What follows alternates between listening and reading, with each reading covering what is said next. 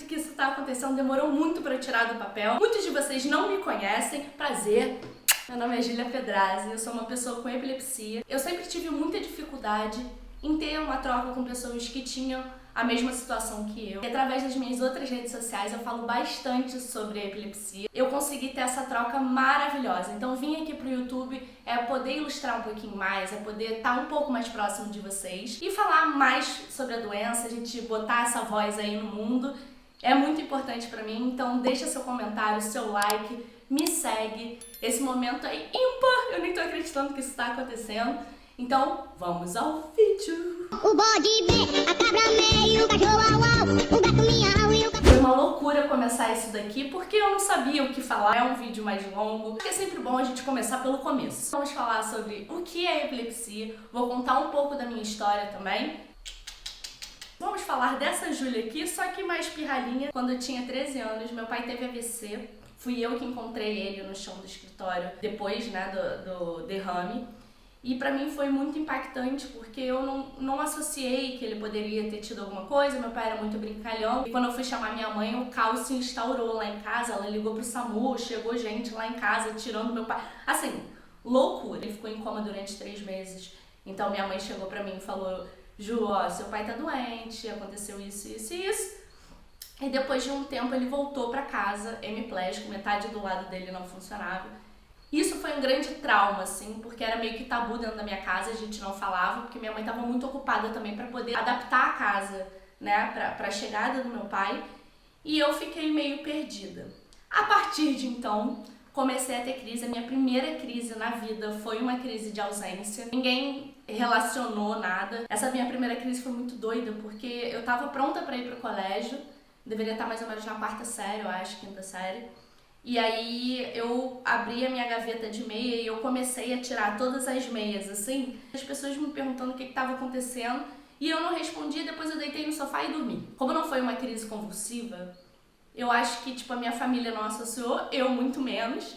Então passou e aí depois eu comecei a ter as crises convulsivas. Foi quando o alerta acendeu, a gente foi no médico, fiz o encefalograma, que é um exame que a gente faz, as pessoas com epilepsia fazem, não só com epilepsia, né, mas para poder diagnosticar as ondas cerebrais, e viram que a minha tinha alteração, ou seja, epilepsia, possivelmente epilepsia, e eu comecei a me tratar com isso. O que é epilepsia? Isso é muito importante da gente saber. Eu tô aqui barará, barará, barará. Epilepsia é uma doença neurológica crônica, ou seja, que se repete, onde as atividades cerebrais elas são totalmente desordenadas. O cérebro funciona através das descargas elétricas que os neurotransmissores mandam para os receptadores, e esses receptadores mandam para o corpo, ou seja, se você mete seu dedinho, se você balança seu corpo, isso tudo começa dentro da atividade cerebral e dessas ondas elétricas dentro do corpo. Na epilepsia, a gente tem isso, só que a gente tem isso no hardcore,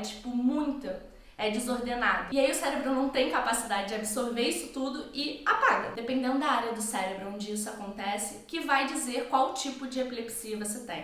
Vou contar um segredo aqui pra vocês. Epilepsia não é só convulsão. Pegou? Tem crise de ausência, tem crise catamenial para as mulheres, que é quando você tem a crise por causa da menstruação e da variação dos hormônios. É uma ciência confusa pra cacete. Muita gente associa epilepsia a só convulsão, dá pra ter convulsão e não ser epilético. Então, explicando um pouquinho de forma mais ilustrativa. Pensa que seu cérebro é a caixa de energia da tua casa, que é onde controla a luz. Se tem um pico de energia estimulado por alguma questão externa, por exemplo, e tem um pico de luz, esse disjuntor ele desarma. Então muitas vezes você tem que rebutar ele. É exatamente isso que acontece com o nosso cérebro. Se vem uma carga muito forte, desliga. Por isso que muitas vezes as pessoas ficam inconscientes durante a crise, porque o cérebro não está funcionando na sua normalidade. E essa história que eu contei no começo do vídeo sobre o meu pai ter tido o AVC foi um trauma muito grande, e os sentimentos e as sensações dentro do nosso corpo, eles liberam hormônios.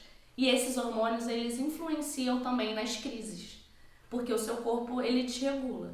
Então, sim, gatilhos emocionais também são gatilhos para crises epiléticas, e foi assim que o meu começou. Eu quero saber sobre vocês também, então deixa aí nos comentários se vocês passaram por algum trauma, como começou a crise de vocês, se você conhece alguém que tem crise. Muitas pessoas têm epilepsia, talvez no ranking das doenças seja uma das doenças mais comuns, mas infelizmente as informações ainda são muito técnicas quando você vai buscar sobre. As pessoas têm muita vergonha de falar, você fica muito vulnerável quando você tem as crises. É também uma doença muito antiga, na história ela sofreu muito preconceito, era associada à bruxaria, muita gente achava que as pessoas estavam possuídas. Até hoje esse estigma ele continua. Por isso que é muito difícil para a pessoa com epilepsia falar sobre a doença, porque a gente fica com medo de ter esse preconceito, de ter um olhar enviesado, às vezes no trabalho de também não ser aceito, e por isso que a desinformação é tão ruim. E eu acho necessário a gente falar sobre isso. Durante a minha fase adolescente, jovem adulto e adulto também, eu neguei muito a doença. Eu fingia que ela só não existia,